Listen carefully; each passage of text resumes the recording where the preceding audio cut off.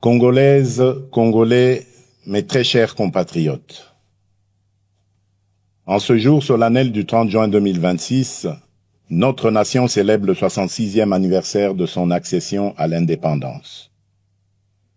66 ans se sont écoulés depuis ce jour historique où le peuple congolais, après de longues années de domination coloniale, s'est levé dans sa dignité pour affirmer devant le monde son droit inaliénable à la liberté, à l'autodétermination et à la maîtrise de son destin. Le 30 juin n'est donc pas une simple date de notre calendrier républicain. Il est à la fois une mémoire, une promesse et une responsabilité. Il est la mémoire de celles et ceux qui, par leur courage et leur sacrifice, ont ouvert le chemin de notre liberté. Pour eux, l'unité, la dignité et la souveraineté du peuple congolais avaient plus de valeur que leur propre vie. Il est aussi la promesse faite à chaque génération de ne jamais renoncer à l'idéal d'un Congo libre, uni et souverain. Il est enfin une responsabilité, celle de protéger, d'approfondir et d'incarner chaque jour l'indépendance conquise par nos pères dans nos institutions, notre économie, notre diplomatie, notre défense nationale et notre engagement collectif au service de la République.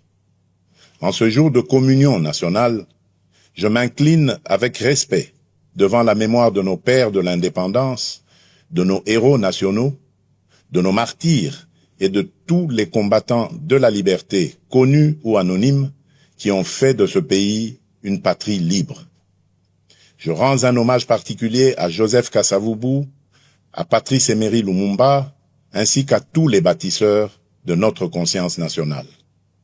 Je rends également hommage à toutes les femmes et à tous les hommes qui, dans nos villages, nos villes, nos écoles, nos églises, nos administrations, nos mines, nos champs, nos marchés, nos entreprises et nos familles, continuent chaque jour par leur travail, leur courage et leur résilience de porter la République à bout de bras. Mes très chers compatriotes, cette année encore, notre fête nationale intervient dans un contexte grave. À l'est de notre pays, nos compatriotes continuent de subir les conséquences douloureuses de l'agression, de l'activisme des groupes armés, du terrorisme, des violences contre les civils, des déplacements forcés, des pillages, des prédations économiques et des violations répétées du droit international. Je pense en cet instant à nos frères et sœurs du Nord Kivu, du Sud Kivu, de l'Ituri, du Tanganyika, du Maniema et de toutes les zones meurtries par l'insécurité. Je pense aux familles endeuillées, aux déplacés contraints de vivre loin de leurs terres, aux femmes victimes de violences, aux enfants privés d'école, aux paysans privés de leurs champs, aux commerçants privés de leurs activités et aux jeunes privés de perspectives par la guerre et la peur. À chacun d'entre eux, je veux redire, au nom de la nation tout entière, vous n'êtes pas oubliés. Votre douleur est celle de toute la République et votre sécurité demeure une priorité absolue de mon action. Je rends un hommage solennel à nos forces armées, à notre police nationale, à nos services de sécurité ainsi qu'aux résistants patriotes Wazalendo engagés dans le cadre légal de la défense de la patrie. À vous qui tenez les lignes, qui défendez nos frontières et qui protégez nos populations, la nation reconnaissante vous dit merci. Votre courage est le rempart de notre souveraineté et votre engagement restera inscrit dans la mémoire de la République. Mes très chers compatriotes, l'année dernière, à la même période, je m'adressais à vous au lendemain d'avancées diplomatiques importantes, notamment dans le cadre de l'accord de Washington et des discussions de Doha. Ces démarches avaient ouvert une espérance et replacé la tragédie congolaise au cœur des agendas régionaux et internationaux. Elles ont surtout consacré une vérité essentielle. aucune paix durable dans la région des Grands Lacs ne peut se bâtir contre la souveraineté de la République démocratique du Congo, ni au détriment de la dignité de son peuple. Le choix de la diplomatie n'a jamais été un signe de faiblesse. Il fut le choix de la responsabilité, de la maîtrise et de la recherche, par tous les moyens légitimes, de la fin des souffrances imposées à nos populations. Les accords de Washington, les discussions de Doha et les engagements de Montreux n'ont de sens que s'ils produisent des résultats concrets, vérifiables et irréversibles, le silence des armes, la fin de tout soutien aux groupes armés, le retrait effectif des forces étrangères non invitées, le désarmement des combattants, le retour digne et sécurisé des déplacés et des réfugiés, la protection des civils, la restauration de l'autorité de l'État, la justice pour les victimes et des garanties crédibles de non-répétition. La République démocratique du Congo reste engagée en faveur de la paix. Elle respecte sa parole, honore ses engagements et demeure ouverte au dialogue lorsqu'il est sincère, équilibré et conforme aux intérêts fondamentaux de la nation. Mais la paix ne peut être ni une mise entre parenthèses de la vérité, ni une récompense accordée à ceux qui prennent les armes contre la République, encore moins un compromis sur notre souveraineté, notre justice ou notre intégrité territoriale. La paix que nous recherchons est une paix juste, une paix qui respecte les frontières, restaure l'autorité de l'État, sanctionne les crimes et transforme nos ressources naturelles en instruments de développement et non en carburant de guerre. C'est cette paix-là que nous voulons, cette paix-là que nous défendrons. Je remercie nos partenaires qui accompagnent ces efforts, notamment les États-Unis d'Amérique, l'État du Qatar, l'Union africaine, l'Union européenne, les Nations unies, la SADC, l'EAC, la CIRGL, ainsi que tous les pays amis engagés en faveur de la paix dans notre région. La République démocratique du Congo ne sera plus réduite à l'image d'un pays que l'on convoite, que l'on pille ou que l'on déstabilise. J'en ai fait le serment devant la nation. Et depuis mon accession à la magistrature suprême, je travaille à faire reconnaître notre pays pour ce qu'il est véritablement appelé à devenir, c'est-à-dire un pilier de paix, de croissance, de transition énergétique, de stabilité régionale et de prospérité partagée en Afrique et dans le monde. Le regard porté sur notre pays est d'ailleurs en train de changer. La République démocratique du Congo n'est plus seulement perçue comme un territoire de crise, elle est désormais identifiée comme un pays solution, grâce notamment à nos minerais critiques, le cobalt, le cuivre, le coltan, le lithium, qui participent déjà à façonner l'avenir du monde et confèrent à notre pays un levier historique de repositionnement et de transformation. C'est dans cette perspective que s'inscrit le partenariat stratégique que nous construisons avec les États-Unis d'Amérique, ainsi que ceux que nous entendons nouer avec nos autres partenaires. Tous doivent répondre à une exigence claire, servir les intérêts fondamentaux du peuple congolais, renforcer notre souveraineté, soutenir la paix, favoriser la transformation locale, sécuriser les chaînes de valeur et créer des emplois durables pour notre jeunesse. Le temps où nos minerais étaient extraits chez nous, exportés à l'état brut, valorisés ailleurs, puis revendus au monde pendant que nos populations demeuraient dans la pauvreté, appartient désormais au passé.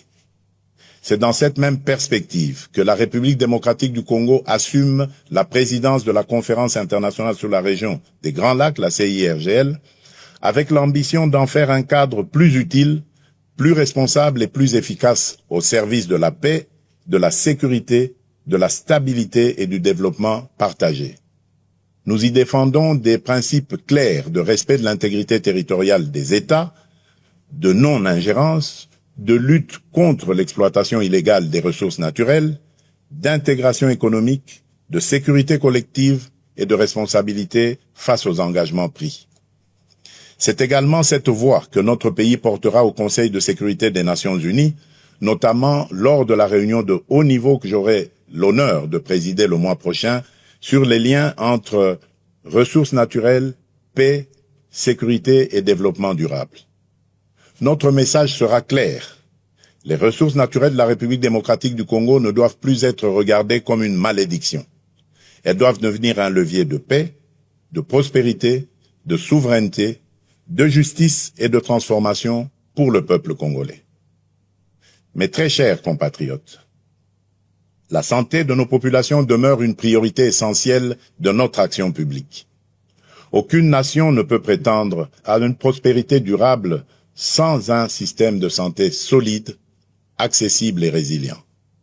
C'est dans cet esprit que nous avons poursuivi ces dernières années le renforcement de nos infrastructures sanitaires, des capacités de nos personnels de santé, de la surveillance épidémiologique et de la recherche médicale, notamment à travers l'expertise reconnue à l'Institut national de recherche biomédicale, l'INRB en sigle.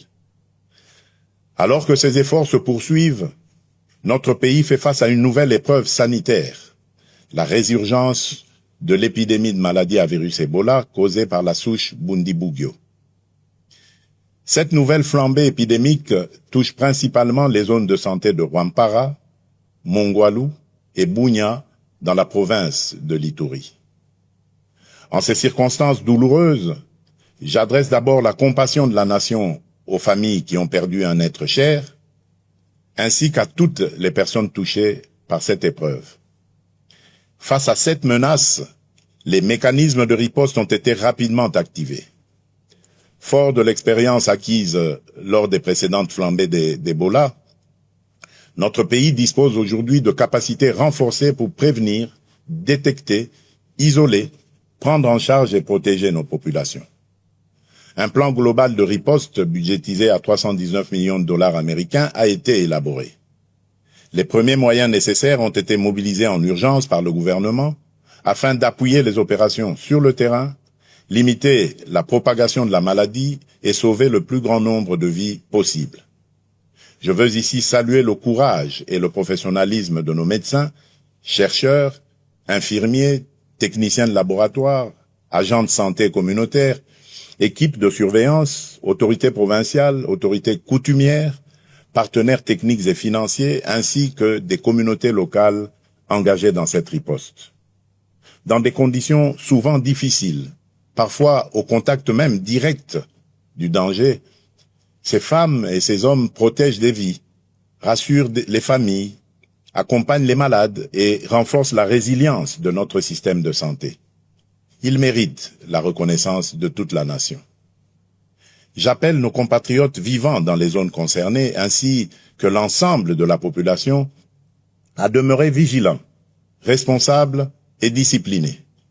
Ebola n'est ni une rumeur, ni une honte. C'est une urgence sanitaire qui exige responsabilité, solidarité et vérité. Je demande à chacune et à chacun de respecter les consignes des autorités sanitaires, d'observer les mesures d'hygiène, de signaler immédiatement tout cas suspect, d'éviter les pratiques à risque et de ne pas céder à la désinformation. Dans cette épreuve, notre force résidera dans la confiance, la discipline collective, la solidarité nationale et la capacité de l'État à agir rapidement, efficacement et au plus près des populations. Mes très chers compatriotes, en ce jour particulier, je voudrais m'adresser à toutes les Congolaises et à tous les Congolais au-delà des convictions, des sensibilités et des appartenances politiques. Notre pays traverse des débats politiques importants. Cela est normal dans une démocratie vivante. Le débat est légitime, le désaccord est naturel, la contradiction est utile lorsqu'il s'exprime dans le respect de la République, de ses institutions, de ses lois et de l'intérêt supérieur de la nation.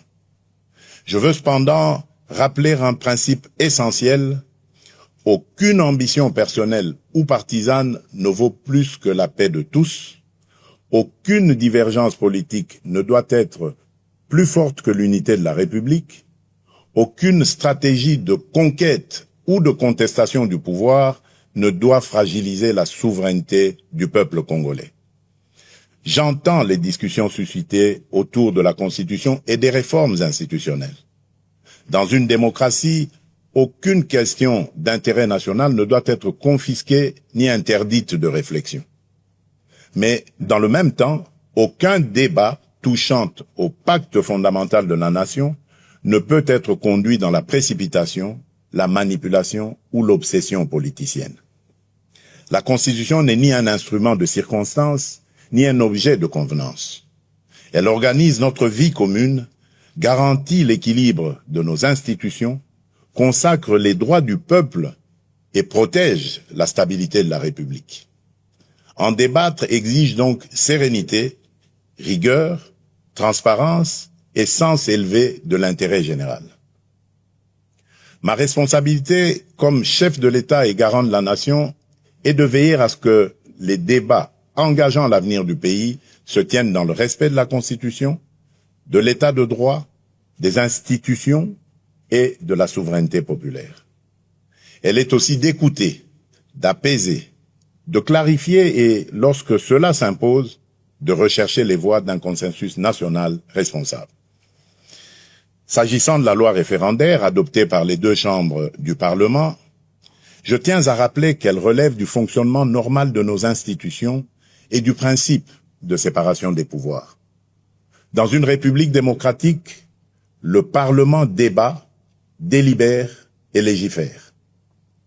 Le président de la République, garant du bon fonctionnement des institutions, exerce les prérogatives que lui confère la Constitution.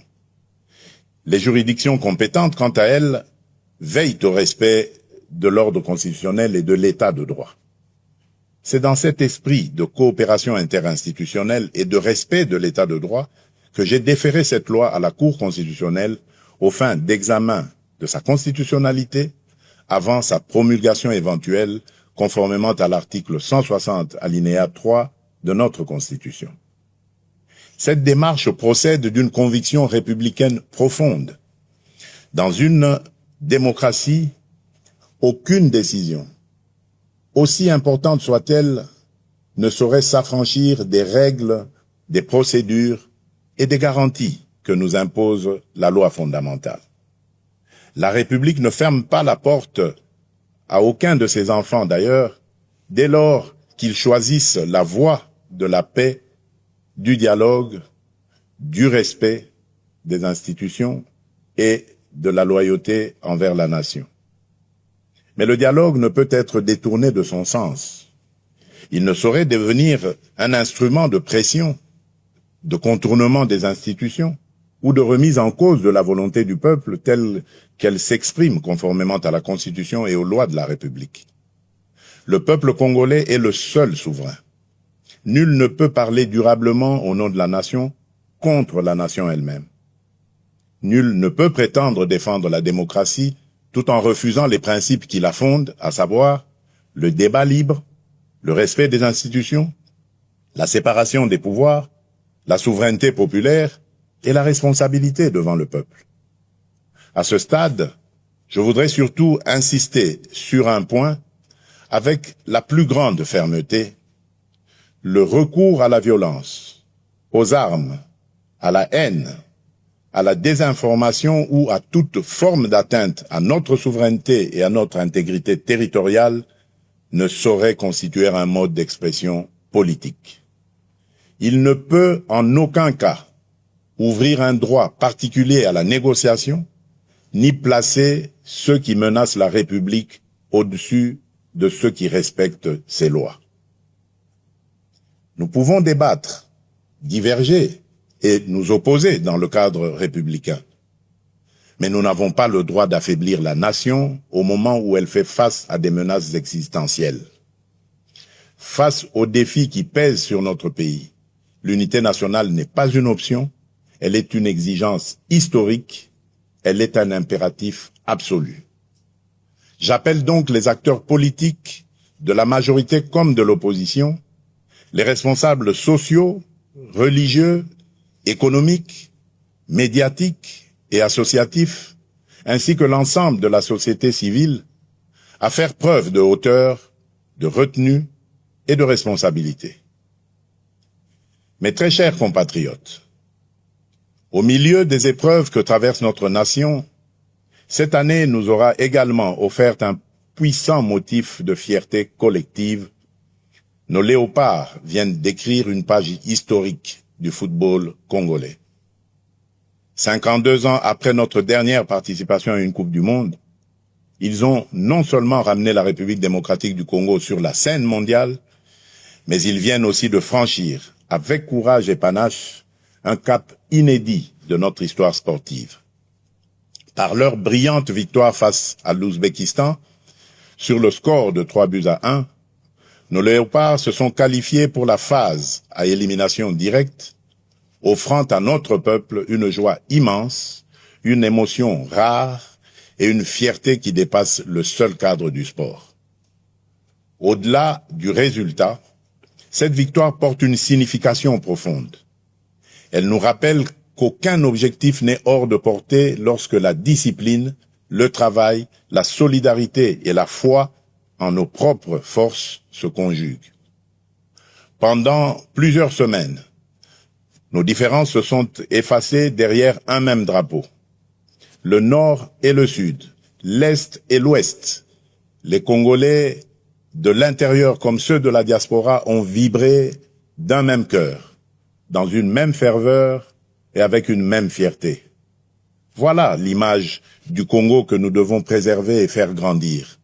Un Congo uni, ambitieux, résilient et déterminé à tenir son rang parmi les nations. Par leur courage, leur combativité et leur attachement au maillot national, nos léopards ont rappelé au monde que la République démocratique du Congo ne se résume pas à ses crises. Le Congo, c'est aussi le talent, l'audace, la discipline, la résilience et cette capacité de croire jusqu'au bout, même lorsque le chemin semble difficile. J'adresse, au nom de la nation, mes chaleureuses félicitations aux joueurs, au staff technique, aux dirigeants sportifs, à la fédération, aux supporters, ainsi qu'à toute la jeunesse congolaise qui s'est reconnue dans cette magnifique aventure. À nos léopards, qui s'apprêtent désormais à défier l'Angleterre en 16e de finale, je veux adresser un message simple. Entrez sur le terrain avec la sérénité de ceux qui ont déjà honoré la nation, mais aussi avec l'audace de ceux qui savent que l'histoire n'a pas encore livré son dernier mot. Jouez avec discipline, courage, intelligence et surtout sans regret. Vous avez déjà fait battre le cœur des Congolaises et des Congolais. Vous avez déjà rendu tout un peuple fier.